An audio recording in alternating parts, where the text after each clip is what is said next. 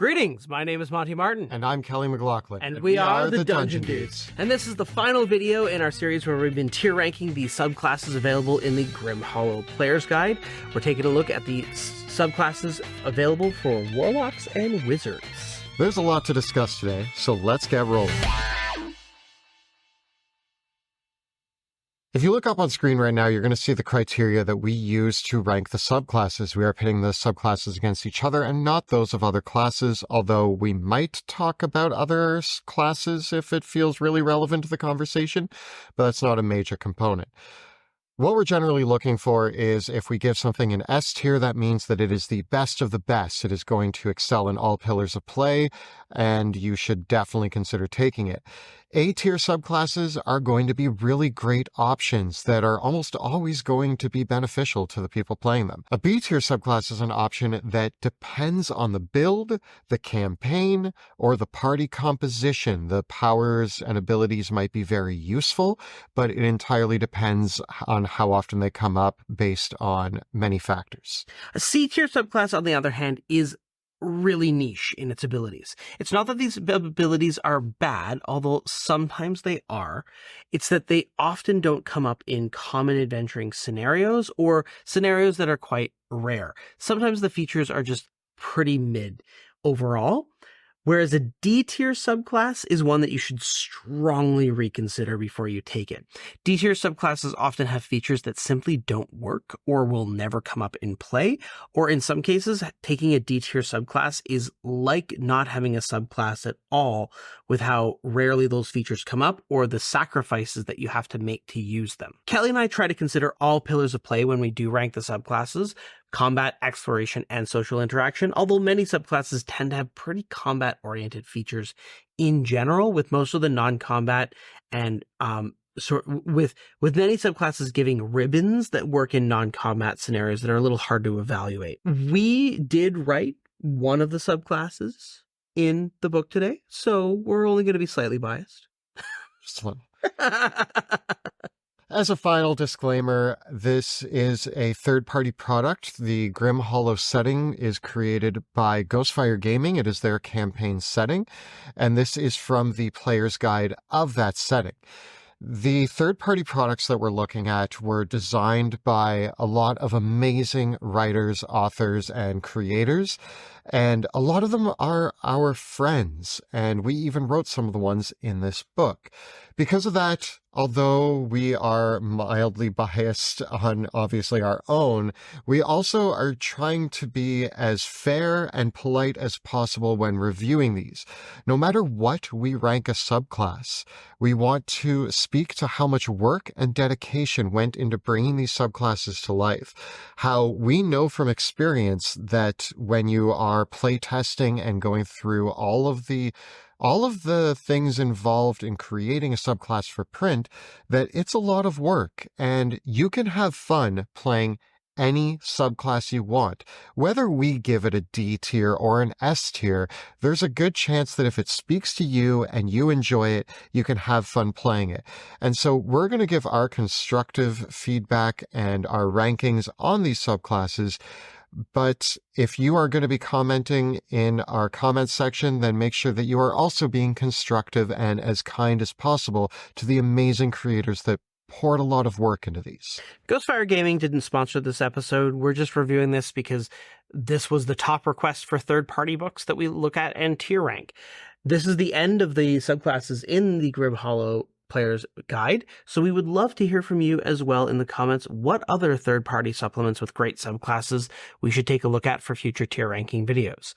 With that, let's get on to the discussion. And so we kick things off with the greatest of all of the subclasses. Maybe. It is the one that Monty and I wrote, so I'm a big fan of it. This is the Warlock, Patron of the First Vampire. This is a Warlock who has sworn their pact to a great vampire, probably an elder vampire or some sort of super vampire. Yeah. In development, we called it the Nosferatu Pact, which obviously we didn't carry that through because it's Nosferatu is specific, and we wanted it to be related to Grim Hollow, so we just called it the First Vampire. But originally, Nosferatu was the idea. Yeah. So the expanded spell list we tried with the expanded spell list to capture as many vampire powers in spell form as we could. So you've got False Life and Bane, you've got Alter Self and Levitate, you've got Conjure Animals, but you have to use this to conjure the traditional vampire summons of bats, rats, and wolves. And Gaseous Form, because of course vampires become, to escape. You got Dominate Beast and Greater Invisibility, and you got Dominate Person and Seeming. So we felt very happy with this expanded spell list because I think it really nails like the common vampire powers as spells. I'm surprised we didn't put Vampiric Touch on there. First of all, Vampiric Touch isn't a great spell. Yeah, it's not a favorite. And we kind of fit that in with one of the other abilities of the class. You also get Dark Vision, or your Dark Vision expands if you already have it at first level. Instead of giving you Vampiric Touch, we gave you a much better option in Drain Life, which you also gain at first level. This was originally sort of the Vampire Bite feature, but we switched it to Drain Life. So when you take the attack action or cast a spell using your action on a turn, you can use a bonus action to target a creature within 5 feet of you. You deal a melee spell attack, and if you hit, you deal 1d6 plus your charisma modifier in damage. You also then deal additional damage if you expend a spell slot along with this. It's 1d8 additional damage plus an additional 1d8 for every level of the spell slot that you expend. So the higher you get in your Warlock levels, the more damage you can do. Plus, if you did expend a spell slot, you gain all of the damage you deal from this ability as hit points. So it is your bite, basically, right? Although flavored open-endedly. At level 6, you become a creature of the night, and you can cast Polymorph a number of times per day equal to your charisma modifier without expending a spell slot. But when you do, you have to turn into a bat or a wolf. It's basically just classic. Yeah. You're a vampire, you can change it to a bat. And you retain your intelligence, wisdom, and charisma scores when you transform in this way. I don't know if you watch What We Do in the Shadows, but I would definitely be Laszlo, who just yells bat every time he jumps them. Yeah. Flap on flap. At 10th level, you have Eldritch Appetite. Now, when you kill somebody with your Drain Life feature, you gain a spell slot back. You only get to do this once per long rest. At 14th level, the Eternal Night feature means that you no longer age, and you have resistance to necrotic damage. And then once per long rest, you can have more of a vampiric transformation that gives you a couple different effects. Basically, when this transformation is in play, you regenerate 1d6 damage at the start of each of your turns, unless, like a vampire, you take radiant damage or in sunlight or something like that. And when you use your Drain Life, you get the bonus damage as if you had used a first level spell slot while this is in effect. I think that this, first of all, I will say the theme is S tier. Yeah, I think we really nailed the theme. I think we needed to give it a little bit more oomph. I do think that it's lacking oomph. Like, if you want to play a vampire warlock, this fits that so well. I'm really proud of that. But yeah, I do feel that looking at the abilities, I kind of wish they had a fly speed. And I think that maybe Drain Life needed to work on Eldritch Blast somehow. I'm not sure how we would word that while preserving the theme. Yeah, it's almost like a draining blast instead of Eldritch. Yeah, like almost like your Eldritch Blast is now no longer shooting necrotic, like shooting force damage, but like it does necrotic damage because you're like sucking the blood. Like, remember, did you ever play Legacy of Kain? No. Okay, in Legacy of Kain, Kain could drain people's blood by reaching out his hand, and like the stream of blood would come from and if that had been your that's so. There are a few things that I would have reworked if I was designing this now. All in all, I think it's pretty good. The one thing is that we went all theme, and we actually didn't really play with anything that necessarily builds on what a warlock already does. Yeah, we kind of were like, here's a bunch of vampire features. So I think the features are overall good. I like the spell list and I like the polymorph, and I think the Drain Life is still useful, but I do think we're like in B- territory here. I'm going to give it a B. I'm not going to add in the minus. I'm too proud of this one to give it anything lower than a B.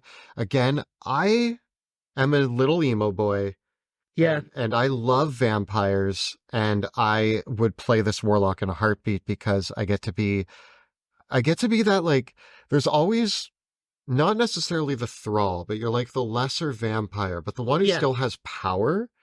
And the vampire kind of is like, go do my bidding, but I'm not leaving my castle. And you get to go out and do all the hard work for the vampire. But unlike the thralls who always are like, please turn me into a vampire, you actually are mostly a vampire. So I don't know, you're kind of Blade. Oh, you could take Pact of the Blade Yeah. and be Blade. There you go. Maybe you hunt other vampires. Oh, now you're going big theme. Yeah. Yep. All right, so I'm sold. It's an S. Yeah. It's a B. Next up, we have the Parasite. This one is literally your patron infects you with an eldritch parasite. Venom. Kinda. You're Yeah. Venom. Okay. Let's see if that goes along here. So the first thing to note with this subclass is that you don't have an expanded spell list, which I got mixed feelings about. I got to be honest. Instead, you get Spell Siphon, which lets you, when someone else casts a spell near you, you can parasitically siphon that spell, forcing them to make a charisma saving throw. On a failed save, the spell still happens, but now that creature can't cast that spell again, and you learn the spell and can cast it. The only issue with this is that there's a limited number of these that you can have retained siphoned, and once you cast one of the spells that you've siphoned, you forget it. And the creature can then cast the spell again. But probably you were doing this in combat, so it's a little bit kludgy to use this effectively, because I would have expected it to almost be like a repertoire that you build up over time. But the fact that but as you cast them, you lose them. So, and you lose everything if you go unconscious or die, and you go unconscious when you sleep. So they're gone on a long rest.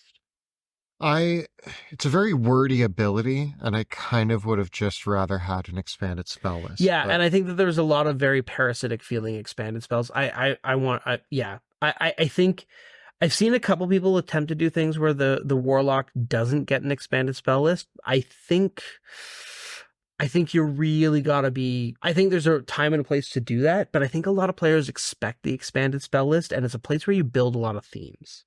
What if we just broke the seal and started giving, I mean, we're third-party creators. What if we just started giving Warlocks expanded spell lists and include the text, you just gain these spells? That's what they're doing in the 1D&D. Well, good. Yeah. I think one of the great realizations, I think, of the past several years is that all the expanded spell lists should have always just worked like cleric domains. They never should have been like, this is adding a menu of options. They should have just been, here you go. Yeah. Here you go. And I imagine it's because of that limitation that siphon spell or spell siphon was thought of instead of an expanded spell list. But I'm also, as a DM, and I know that we shouldn't bring homebrew into our rankings, but I will say I've always just given my Warlocks their full expanded spell list, which might make them more powerful than spell siphon, because then you're saying either you choose those spells instead of your normal ones, but this one actually gains the ability to steal spells. So on paper as written, it's kind of cool, because you don't have this expanded spell list of extra spells unless you're playing at our tables. Yeah. I don't know. I think the only loser out of the situation of giving everybody the expanded spell list is probably the wizard, because the wizard is one of the few casters, and many druids also aren't that way. Same with bards. But I think that in general, the expanded spell list concept is a really cool and thematic way of making subclasses have unique spells and distinguishing them, that I think that it's something that should be applied more liberally across all classes and subclasses rather than held back. And this is where we go into an hour-long explanation where instead of talking about the rest of these subclasses, let's discuss expanded spell lists and how to make them. Should every spellcasting class and with all of its subclasses have an expanded spell list? Should all classes have an expanded spell list? Including ones that don't cast spells. Should fighters have access to Green Flame Blade? In any case, also at first level, your Parasite is mutating you. So you gain a couple different features equal to your Charisma modifier, which you can swap out at each long rest. There's 6 different ones, which include things like increasing your maximum hit points, giving you dark vision, improving your strength and dexterity checks, and your speed. All these are decent physical enhancements. Warlocks are not really super physical characters in general, but they're decent perks. The extra hit points are welcome. At 6th level, you gain Symbiotic Sentinel. You can no longer be surprised. You gain advantage on initiative and advantage on saving throws against being charmed or frightened. At 10th level, you can cast Dominate Person without expending a Warlock spell slot, and you're basically puppeting them through your Parasite. Your concentration cannot be broken on this spell from taking damage. And if the target succeeds at saving throw, they take a bunch of damage instead. Not a bad way to use Dominate Person. Not bad. And then at 14th level, you gain Larval Regeneration. If you die, your Parasite bursts out of your body and becomes a creature that runs around on the battlefield. It otherwise uses your statistics, but it can't cast spells. And then as the Parasite, you can burrow into somebody else, and then if they die, you reincarnate in their body. It's a pretty cool death sequence. Yeah. I will say that, okay, the theme and also the artwork for this subclass are great. As a matter of fact, this was unintentional, but in our Drakenheim book, you can see that this subclass and the subclass that we created for Warlock were both vibing with the same general theme. We made the Flesh Pact Warlock, or the Flesh Patron Warlock, which is also an entity from Beyond the Stars, has inhabited your body and mutates it. Yeah. So both similar, but went very different directions with it. This one, I love the theme. I feel like a lot of the abilities are either pretty niche or somewhat clunky. I agree. I mean, I don't think it's bad by any stretch. And no. Dominate Person, pretty useful in a lot of cases. The extra hit points, always useful. The can't be surprised and the resistances to charm and frightened, pretty useful. Coming back to life when you die, pretty useful. I'm giving this one a B for myself because it's that B territory where nothing here is bad, but nothing here is amazingly great. And so I think that you're going to have a lot of... The biggest thing that you're going to feel with this character is the lack of that expanded spell list. Warlocks don't automatically know all the offerings on their expanded spell list, so you just focus on the rest of the good Warlock spell list, and I think that your character is going to be fine. You're going to use the features enough that you're going to feel their presence, but I don't think any of these things are really going to change the way that your Warlock plays. And I think one of the things that a lot of time I like to see with subclasses is a really defined play style that really changes, that gives you something that you couldn't otherwise do.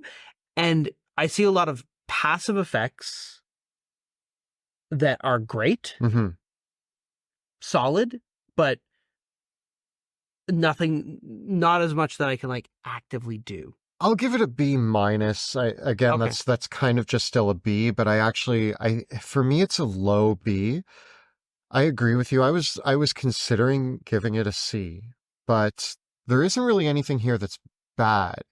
The final ability that you gain thematically is incredible. And when you die, it's going to be a lot of fun to continue on as a Parasite and inhabit a new body. But also, you can get killed as the Parasite, and it's something that is extremely niche, because hopefully you're not dying a whole lot in your campaigns. Yeah, it's always tough to have because on the one hand, a subclass ability or class feature or otherwise that saves you from dying is really good. But in general, when I read those features as, this is something that's going to happen once, maybe twice over the course of an entire campaign, right? Although, well, if it's something that happens when you're reduced to 0 hit points is different, because I'm reduced to 0 hit points. Yes, but this is session. Die. Yeah. Right? Overall, though, it does have enough cool abilities, and I actually think if we look at the rules as written, not our homebrew version of Warlock spellcasting, Siphon Spell, in essence, is actually giving you more spells than a normal Warlock has. It is. I think it's just that it has to come from your enemies, And so it's dependent on you fighting spellcasting enemies that had interesting spells that, because they only last till a long rest. Like we've talked about this before. How many different spellcasters do you encounter over the course of Adventuring Day? And furthermore to that, many spellcasters that you encounter, oftentimes you'll run into them in the climactic encounter. So you might be fighting a spellcaster, and if you're only having 1 or 2 encounters a day, you need to siphon that spell and use it in the same encounter. No, the solution is you go into a party with a wizard, a sorcerer, and a wizard and a sorcerer, and you just steal their spells whenever they try to cast So them. that would be interesting, except you then take away their ability to cast those spells. Yeah, you're a terrible player, and you're not fun to play with. Tricky. Overall, B-. Yeah. I feel like for the dark fantasy stuff, the Warlock offerings, feel like we could have given these ones another pass. Well, that's saying something because we made one of them. Yeah. But both themes are on point. Yeah. So next we got the Plague Doctor. Broad theme. I really don't think I need to talk about what the theme of the Plague Doctor is. It's usually pretty clear that it's about disease and sickness. Disease, sickness, brewing potions.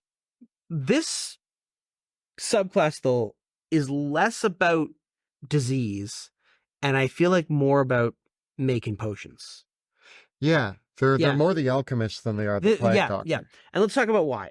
So the second level feature of this wizard subclass is that you gain potion craft. And what you can actually do is you can spend 10 minutes to make a potion and cast a spell into that potion. It has to be a spell that targets only one creature. These potions that you make then last until the end of a long rest, and you can give the potions out to other people and they can drink them.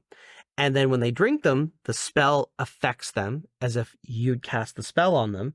But most importantly, if it's a spell that requires concentration, the drinker of the potion concentrates on it. So, as an example, you could make a potion of invisibility. Give it to somebody, they drink it, they become invisible, they concentrate on it. You could make a potion of haste. They drink the potion, get the benefit, they're hasted. And so what this means is that you're effectively able to concentrate on multiple spells at once by offloading the concentration onto the person who's benefiting from the spell, which is amazing. I think that's the secret. It actually, when I first read this, I didn't catch on right away, but then when we started talking about it, it became apparent that, yeah, at first I was like, okay, so you're using your spell slots to create potions, but you can't use them and then take a long rest. And I was like, I wish I could make all these potions, take a long rest, and then regain my spell slots and give them out. But the moment that I realized that if you look at the fine print, what this is actually saying is you blow your spell slots, but now you can concentrate on 3 or 4 spells at the same time. Technically, you might be the only caster in the party, but the rogue can be invisible while the barbarian is flying and you are casting Wall of Fire. Yeah. So that is awesome. Yeah. It's really good for that very specific subset of buff spells. And it works really, really well when you have people in your party that don't otherwise have the ability to concentrate on a spell, like a fighter or a rogue. If your party consists of a bunch of other spellcasters, you're not going to get a lot of mileage out of this ability because they generally want to use their concentration for other things. But your fighter is going to be your best friend because you're going to be feeding them haste potions. Yeah. You can also, at second level, use good medicine to just make healing potions that restore a number of d8s equal to the spell level. So what's interesting about this is that you can actually play this character in such a way that you actually use up all your spell slots at the start of the day and then just have a bunch of potions. And then you just tour around with your party handing out potions and doing nothing. Or you could literally just stay in camp. Yeah, you make all the potions, just be like, all right, see you later. Done my job. But you could still bring cantrips to the party. Yeah. But anyway, at 6th level, you're going to gain the opposite of good medicine, which is bad medicine. Bad medicine, it gives you a number of options that you can choose from. Depending on the spell slot that you use to create bad medicine, you get to choose a number of these options. So the higher level spell slot you use, the more potent your bad medicine is. Importantly, unlike all of the other potions that you make that have to be consumed, bad medicine is a little bit better because it's hard to get somebody to drink something that is poisonous, makes your movement speed lower, or does other debilitating effects. Instead, you can huck it at them. So you take the potion, you whip it on the ground, and any creature within 10 feet needs to make a Constitution saving throw against your spell save DC, or they suffer the effects. You don't have to concentrate on this effect either, but any affected creature can then make con saves on subsequent turns as an action to end the effect. So they only get the save to end any of these effects if they spend their action to do so. Which is pretty good. Which is pretty good. So 10th level, you get Breathe It In. You're immune to disease. You have an advantage on con saves against being poisoned. And whenever you take poison or necrotic damage, you gain temporary hit points equal to the amount of damage that you took. I would have just rather had resistance, but this is cool too. And finally, at 14th level, you gain Medicinal Mastery. Essentially, good medicine gets more potent. If you're healing people, you get to roll an extra 2d8 healing. Bad medicine gets more potent. If you're damaging people, you do an extra 1d6 damage. Yeah, this is good. This is a good subclass. It's interesting because this isn't... I agree. It's not my favorite. I find that it starts up here and then progressively does this, but the potion craft, the ability to create potions and have concentration on multiple spells going around your party is so good. I think you're right that it has to be labeled a good subclass. Yeah, it really is. Like, again, you have to, it's one that you build around. Yeah. I feel like it feels much more, as we said, like an alchemist than a plague doctor. But and especially it's going to feel more like that with you brewing haste potions for people. And so, yeah, I think it's great. I just think it really all is about giving out haste potions to the fighter, or flying potions to the party, or invisibility potions to the party. And all those are really, really effective and potent abilities to be able to be passing out to your party members and having multiple effects happening at once. And you get that right away at 2nd level. So I don't know if this makes it S tier, but it definitely is an A tier. I'm giving this one a B. And here's why. Yeah, okay. No, bear with me.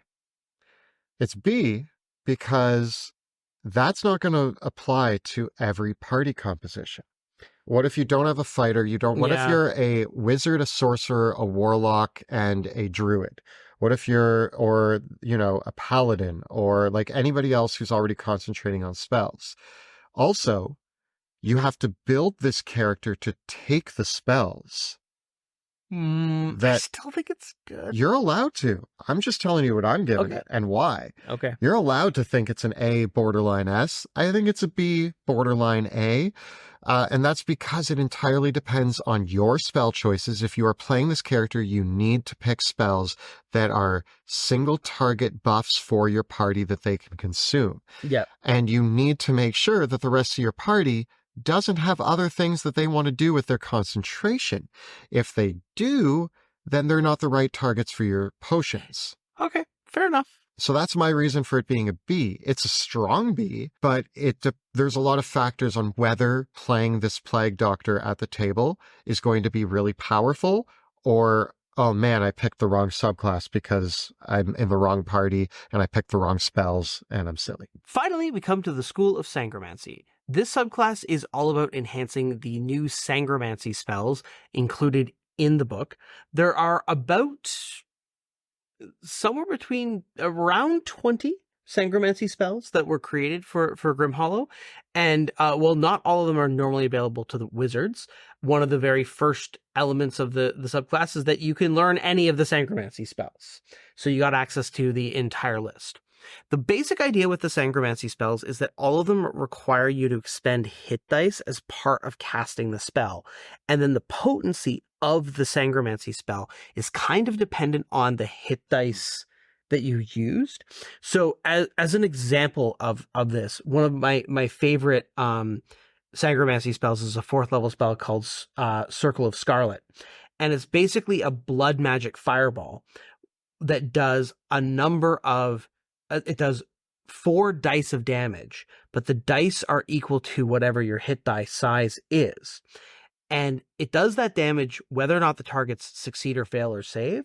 And then if they fail their save, they take another 4 dice worth of damage based on their own hit dice.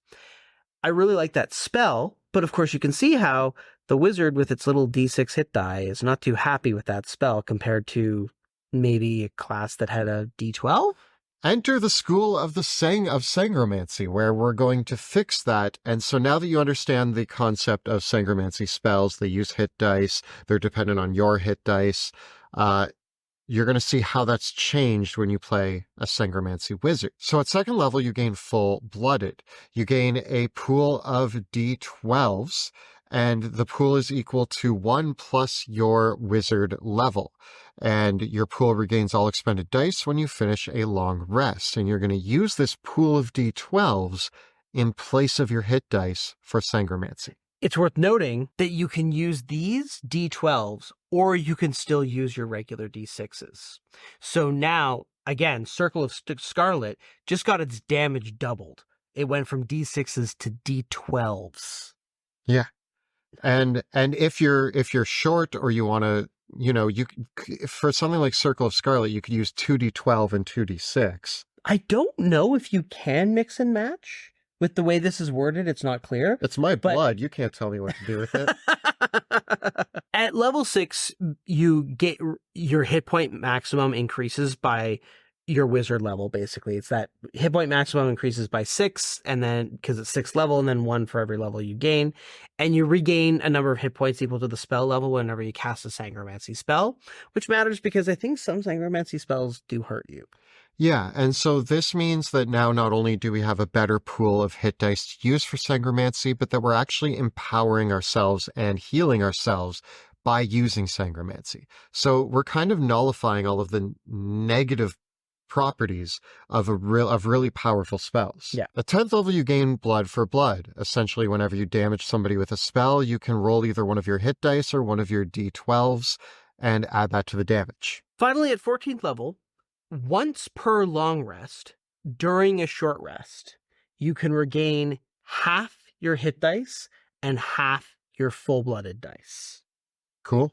So at short rest, you're kind of getting bumped back up to continue performing. Yeah, that's once per, but that's one short rest per long rest. Yeah. That you can do that, right? So gives you a little bit more mileage on your pools of dice. I have looked at many of the Sangromancy spells, and there's a couple of really good ones, like Circle of Scarlet, and there's a couple that are kind of weird in their usage and application.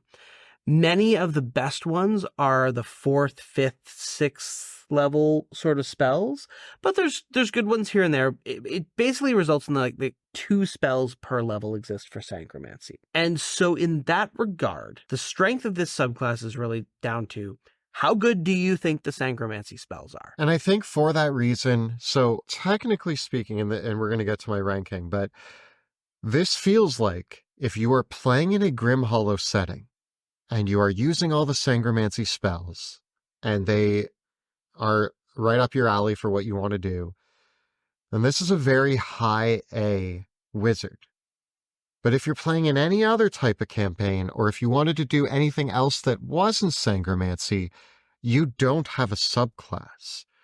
For that reason, I think this lands as a B, because technically it's a trap if you pick this subclass and then you're playing in a different campaign. And I mean, you wouldn't allow this subclass if you can't take Sangromancy spells. But also if you realize after you pick this subclass that you're actually relying on haste and fireball and hypnotic pattern, and you're like, well, now I'm not even using any of the features. Yeah. So you don't want to pick this subclass only to realize that you like other spells more. You need to really be dedicated to the idea that Sangromancy is going to be the thing you are doing, and 99.9% of the time you're casting Sangromancy spells. Because it does absolutely nothing for non-Sangromancy spells.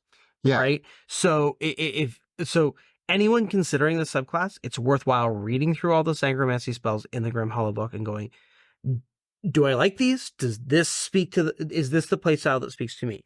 I will say that like the Sangromancy spells tend to be pretty tricksy in their nature. And I feel like the Sangromancy spells, obviously we talked about Circle of Scarlet being like a super fireball. So that, and for me, that's one of the more prominent examples of where it is. There's a couple interesting summon spells in the Sangromancy school, but and then there's the high level Sangromancy spells, which are kind of wacky. But my reading of it was that I still felt like, even with their buffs, the Sangromancy spells are still pretty balanced.